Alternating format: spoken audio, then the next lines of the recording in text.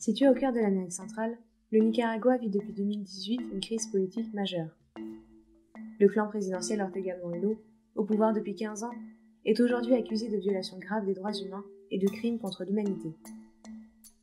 La situation est explosive et le pays plonge peu à peu dans la dictature. Pour comprendre comment nous en sommes arrivés là, petit retour en arrière. En 1984, Daniel Ortega, membre du FSLN, Front Sandiniste de Libération Nationale, gagne pour la première fois les élections. Mais nous sommes en pleine guerre froide et les opposants au FSLN appellent au boycott, soutenus par les États-Unis, craignant la naissance d'un pays communiste. Résultat, l'embargo mis en place et la guerre civile contre les Contras, mouvement d'opposition armée et entraîné par la CIA, épuiseront l'économie du pays et 30 000 personnes y perdront la vie. En 1990, Violeta Chamorro, membre de l'Union nationale d'opposition, gagne les élections face à Daniel Ortega. Elle ouvre le pays à l'économie libérale, causant une régression sociale importante. En 1996, Daniel Ortega perd à nouveau les élections, cette fois face à Arnoldo Alemán, ancien haut fonctionnaire des Somoza. Pourtant, il conclut un pacte de partage des pouvoirs avec Alemán et crée une réforme de la Constitution et des lois. Cette manœuvre permettra à Ortega d'être réélu avec peu de voix, et cela indéfiniment.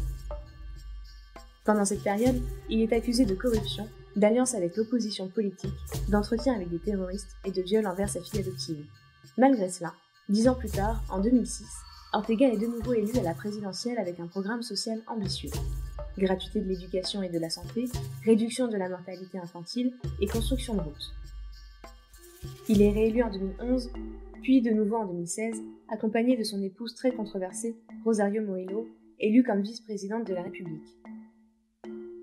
À eux deux, ils mettront en place un régime de plus en plus autocratique, avec le contrôle de tous les pouvoirs de l'État.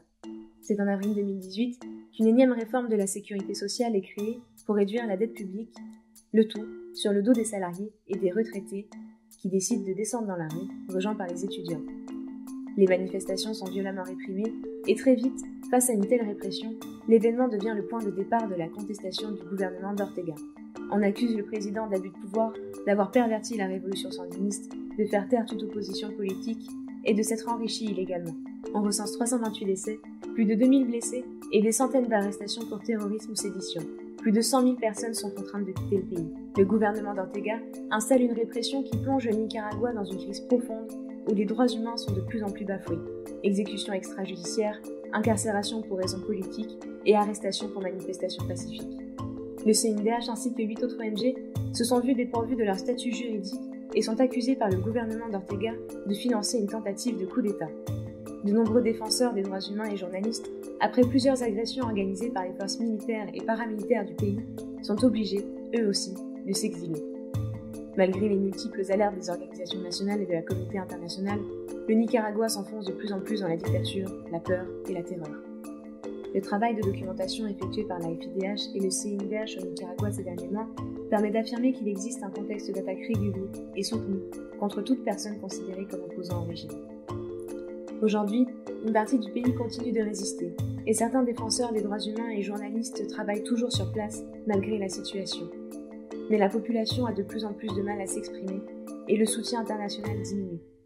Pour que cette situation cesse, la communauté internationale ne doit pas rester silencieuse.